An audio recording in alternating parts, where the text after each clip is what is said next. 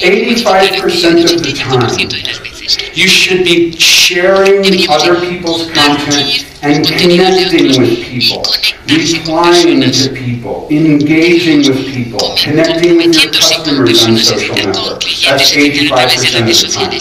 10% of the time, 1 out of 10, you should be creating original content. Here's my new blog post, here's my new video, here's my new Instagram photo, here's a Periscope I'm going to film. And less than 5% you should be selling. The problem is too many companies are doing way too much of this selling. Which brings me to my favorite example of ongoing marketing that we're going to see over the next months. And that is the Republican presidential primaries in the United States. Ooh, it's so exciting. It doesn't matter if you're an American or not. It is a circus. It is an absolute circus. And it's so interesting to me because it's a marketing case study that's ongoing. Look at all of these people. And you can see what they're all doing every single day if you look on their Twitter, if you look on their Facebook, if you look on their other social networks. And you can see what's happening. Which brings me to this man right in the middle, Donald Trump. We love Donald Trump. Now, I say I love Donald Trump, but this is not a political speech. This is a marketing speech. So I'm not suggesting I support Donald Trump's candidacy when I say that I love Donald Trump. The reason I love Donald Trump is he is absolutely the most real-time candidate of them all. No question. 100%. He is real-time. The others not so much. Donald Trump, 4.28 million followers on Twitter. Here are some of his tweets that I found. Remember the connecting more than selling rule. He said, diligence is a mother of good luck. That's a nice quote. Okay, pretty good. He says, I'm going to be on this television show on Fox News. Okay, he's saying what's happening. This one, Jeb Bush gave 5 different answers in 4 days on whether or not we should have invaded Iraq. He is so confused. Not presidential material. And he did that instantly after Jeb Bush talked about that. Now here's one that's really interesting and very real time. Gawker, the website, published Donald Trump's personal cell phone number on their website. Most candidates would have either said nothing, oh darn it, they published my cell phone number, or they would have gotten mad. You can't publish my cell phone number. Donald Trump did the complete opposite of what you would expect. As soon as he knew this happened, instantly and in real time, he changed his message. And I'm going to play that for you now.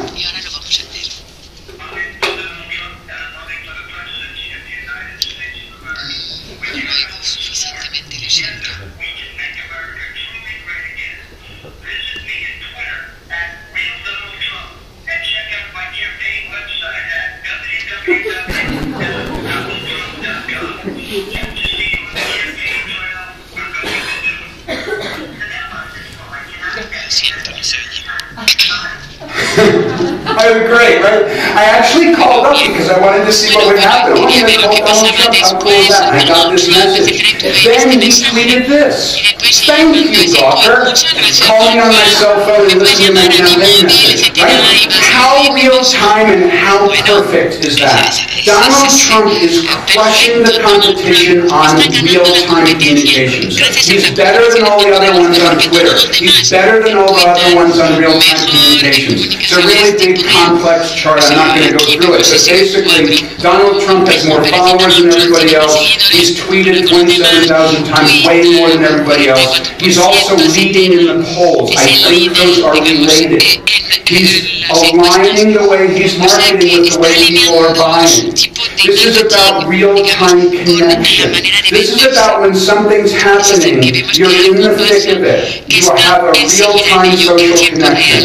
Again, this is not a political discussion. I'm not suggesting I support any candidate or the other candidate. I get really big, deep trouble in the United States when I talk about Donald Trump, because there's big supporters and there's big people who don't like him.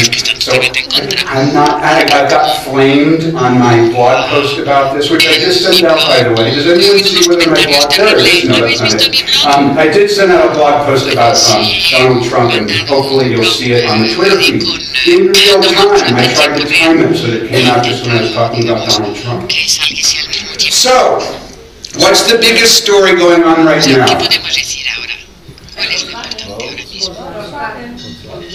Volkswagen. Everyone who said something said it. I didn't hear any other things that people talked about. Volkswagen. Just a random headline that I saw. This was my newspaper as I flew from Heathrow Airport yesterday. Toxic scandal on our roads. I went to Google News and I did a Google News search for Volkswagen scandal. 8,000 hits for the phrase Volkswagen scandal. I mean, this is really big. This is going on right now. This is happening today. And I wanted to see how Volkswagen is handling this. So I went to their US Twitter feed, which has 434,000 followers. They have not tweeted since September 17th. They have not tweeted since this scandal broke. I would suggest to you, this is not real time. This is their Facebook page for Volkswagen USA. And I see that 2,900,000 people like it. They haven't said anything since September 17th, since this broke. I would suggest this is not real time. What could they do? Well, they could do business as usual. They could still be a company that's engaging with its marketplace. They could still be a company that's talking. They could be honest in some way about what's going on. Now, I understand that the lawyers are probably telling them not to say anything about the emissions scandal.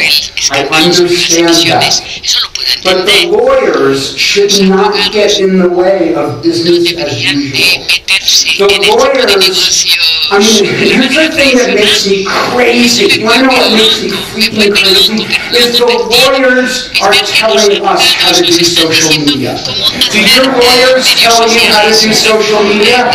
You should say to them, no, because I don't tell you how to be a lawyer.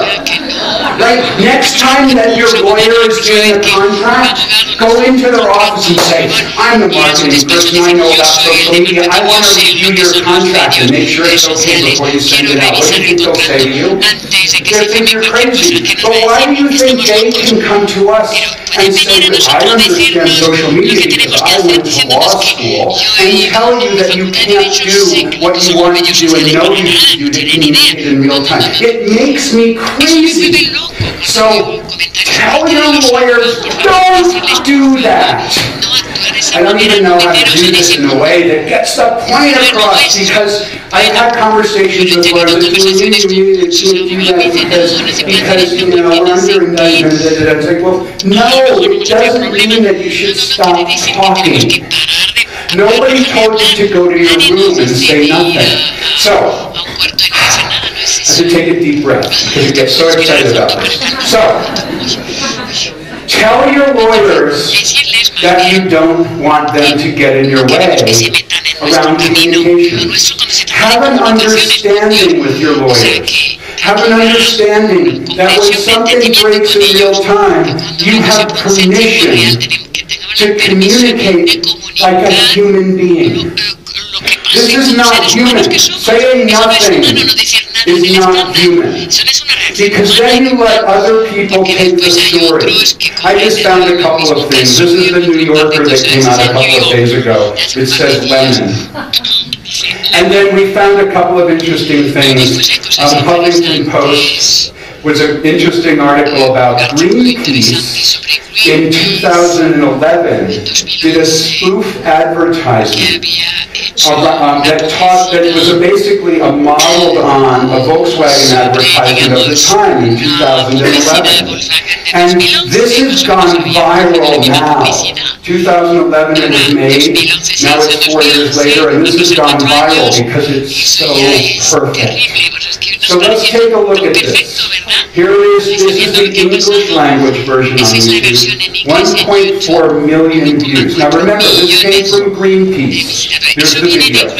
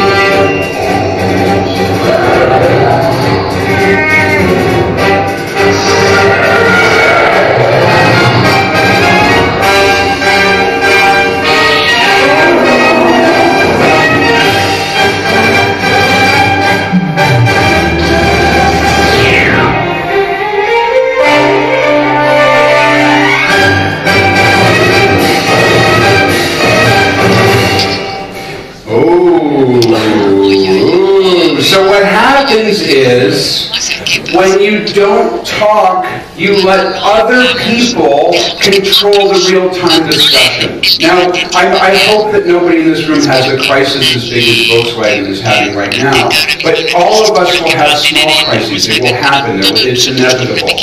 Not saying something is not the best strategy. In my opinion, you should say something, and you should say something in real time. So here is a Facebook page about this, and 4,000 people like it. 22,000 people shared that piece of content. 22,000 people shared it. Why isn't VW in the mix? It's really interesting to me. So that's the idea of social connecting, aligning buyers and your company and buyers around this idea of real-time social connecting. Another way to align your company with your buyers is to understand those buyers and use what I call buyer personas, but most companies don't do this. I want to illustrate this by using an example of the hotel business. I'm sure lots of you travel. I travel all the time. Yesterday I came from Stockholm, Sweden, and then tomorrow I go to Boston. So I travel a lot. I'm in hotels a lot. Have you noticed that every hotel room website looks exactly the same? Have you noticed that? Let me show you what I mean by that. Here's the Crown Plaza in Melbourne, Australia, where I stayed in June. Right? What do we have? Logo top left, a picture of the hotel room bed in the middle, a description underneath, and a widget on the left for reserving a room.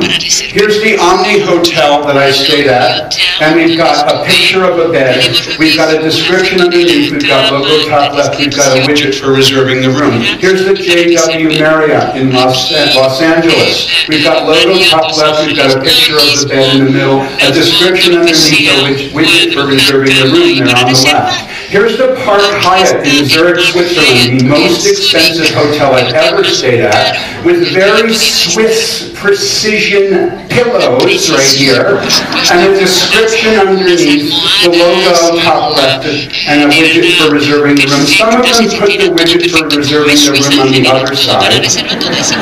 Wow. We've got the logo top left, a picture of the bed, description, widget. Here is the Oberoi Grand, and this is in Calcutta, India. Stay here as well. Logo, very Indian-looking bed, wouldn't you say? Description underneath, widget. Oh my God, guess what I found? I found a company that obviously is spending hundreds of thousands of euros, hundreds of thousands of dollars on having a strategic marketing and branding agency. You know why? Because they put the widget on the top. Look at this. It's radical, right? It's the Eaglewood Resort, and we've got the pillow, of course, that's required, right? And we've got the description, we've got the logo, but look, the widget's on the top. And I'm sure their agency said, oh, we're going to make it great, we're going to put the widget on the top. And I make fun of this because it doesn't matter the type of product. I see this all the time in every industry. We copy each other. We look at best practice. You know what best practice is? That means don't do this. Because everybody else does it. Right? Instead, don't talk about your company, your products, your services. That's what they're doing here. Instead, align with your buyers. Now, I'm not in the hotel business. This is one of my favorite quotes. Does anyone like to photograph me next to it? Nobody cares about your products except for you. This is true. By the way, my Twitter ID on every slide, that's my branding. The only branding I have, my Twitter ID. So here's the thing. I'm not in the hotel business, but I imagine that these are some of the buyer